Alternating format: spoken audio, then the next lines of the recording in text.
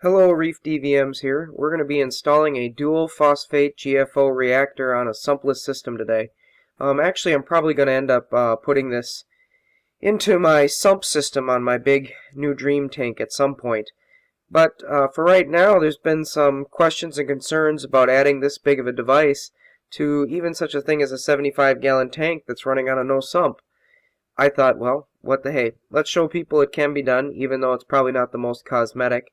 And let's go ahead and put it on one of my 75-gallon tanks that doesn't have a sump on it and see if it can help out the system, see if it can do what it needs to do, which is get my phosphates down to a very, very, very low value. So, because I'm going to use it anyways for a future system, I decided to go ahead and get the dual reactor from Bulk Reef Supply. But before we start with that, we've got to cover some basics. Let's find out where our phosphates are. For that, I decided to get my HANA checker out. As you can see here, I'm going to run a quick test before we even start working on this to see kind of where my phosphates are at in this tank. 75-gallon tank running on canisters. Again, no sump. It's probably got a little bit of phosphate in there for sure. Yep, 0.09. So we certainly want to get that lower than that if we can. Phosphate, all it does is lead to algae blooms, stuff like that, stuff we don't want. So we ordered the kit. It came. It comes as basically 2 reactors, just as you see here. We also ordered a maxi jet 1200 pump for it. That was recommended by Bulk Reef Supply. Thank you. And it's a nice piece of equipment. It's very sturdy and hard. Comes with its own wrench to get the bottles off with. Comes with 2 hoses, one for an in, one for an out. Has the quick disconnects there on each end, which is really quite convenient. It's kind of plug and play method, very easy to install. I'll show you how I installed it here in just a little bit. I do like the valve on it here. It allows me to control it a little easier. You spin the cartridges off just as so. They're real strong, hardy plastic. I really like that. They've got an internal chamber on them, which is nice. The internal chamber has, in the past, been opaque, and now they've made it clear. It has 2 sponges in it, and now it has really nice little grids in the top and the bottom. This grid just helps, keep basically big chunks of GFO and carbon from coming out and getting into your system. It is a little sticky here to get out, so just get it out here. There you go. And as you can see, there's 2 sponges in here. That's so that you can separate GFO from carbon. In this case, we are going to do that in the last of the 2 here. We're going to put GFO in each, but the last one we're going to put carbon in. So it assembles pretty quickly. I do like that part of it. Screws back on and we're set to go. As far as the maxi jet, not really going to cover it much. Here it is in its simplicity. Put a guard on it in the front so I can't suck my snails up. And I'm going to go with the suction cup back. It came with multiple attachments, but I'm going to go with the suction cup. Bulk Reef has it set up pretty good. 1/2 inch quick disconnect. Snaps right onto the maxi jet. That is sweet. Here it is right now above the tank. Basically, it's got 2 holes in the back to screw it on, so I just screwed it up there. I'm going to feed the out tube right up to it and just push it in. Again, lock and play. Pretty simple, pretty self-explanatory. It's kind of made to go into a sump system, so we're going to have to cut that piping because it's a little bit long. Speed it up here just so you don't have to be bored by me cutting it with an electrical knife. Once we get it all set up, it's just a matter of loading the cartridges. Boy, I really like the GFO high capacity from Bulk Reef Supply. That high capacity stuff just works great. If you're going to spend the money, might as well get the good stuff. I'm not paid for their product. I have to pay for it, that is, so I have no sponsors with them. But I've used other products. This stuff really works great. I'm going to put about 1 inch, maybe 1.5 inches in the bottom. Don't want to fill this too much. I want it to tumble. I want to get the most out of my high capacity GFO. Putting too much in just ends up wasting it and you get a rock hard clump if you can't get it to tumble. I'm going to put it in both chambers. I know that's a little different, but that's the way I like to do it. I like to get the maximum amount of GFO in contact with the water. Using both chambers works really well for me. I've already got canister filters running some carbon. I don't need a lot of carbon. However, I will put carbon in the last chamber, as we talked about before.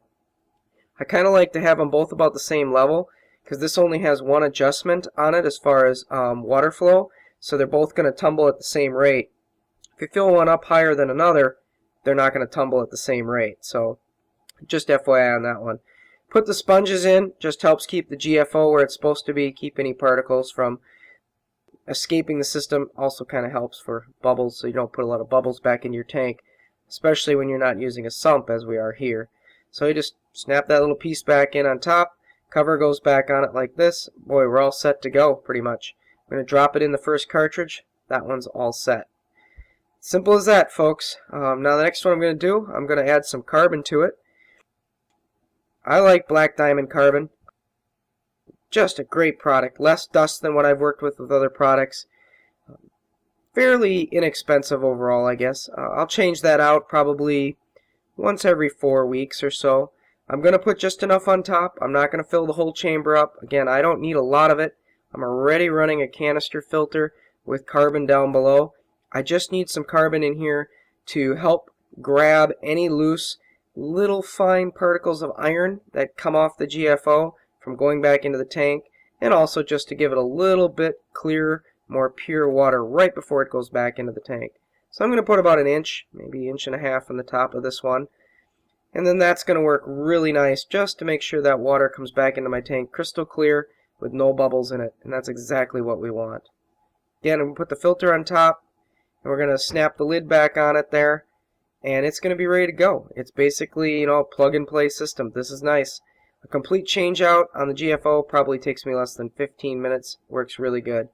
Highly like the clear containers so I can see when they quit tumbling, but normally I'm going to change these out about every 4 to maybe 6 weeks, depending upon how it goes. I'm going to take a quick peek here back to the tank. This is with the Maxi Jet 1200 in the tank. I've got the elbow on it. It does not come with a 90-degree elbow. I bought that extra. It does come with a quick disconnect straight, but that didn't really work for my system.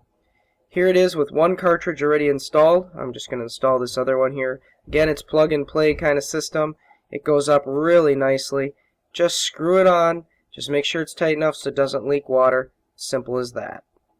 Once you get this thing set up, we'll also, just take the little valve on the side there and we'll adjust the dose to make sure we're getting tumbling correctly, and we're not over tumbling them either at that point. That's it. Here it is now starting to run. We're starting to get some tumblage action going there. Notice again, I got about the same amount of GFO in each container. If I put more or less in one container versus another, they may not tumble the same because, again, we've only got one valve to control it. That's probably the only downside to this type of reactor. You've got a lot of space there between the GFO and the foam. Again, you want that so things can tumble. If you pack your GFO tight, you're just going to waste your GFO. Now at this point, we're going to jump ahead a little bit. It's been about a week. I'm going to try and show you where we stand with our phosphate levels. Very pleased with how this device is working with a high capacity GFO in it from Bulk Reef Supply. 0. That's it, folks. Now, the Hanner checker probably can't detect all the phosphate in the system, but it's so little that right now it read 0. Makes me very, very happy. So this is it, folks. This is the dual reactor from Bulk Reef Supply. I am running it on a sumpless system, pulling it out of the tank, putting it through 2 GFOs, back through a little bit of carbon, and back into the tank. It's working really sweet. I certainly hope you enjoyed the video. Please subscribe and watch my progress as I take some of this equipment and eventually put it into my dream tank, which will be coming up here in the next few months. But again, I appreciate all you guys watching me. You guys have a good one. Peace.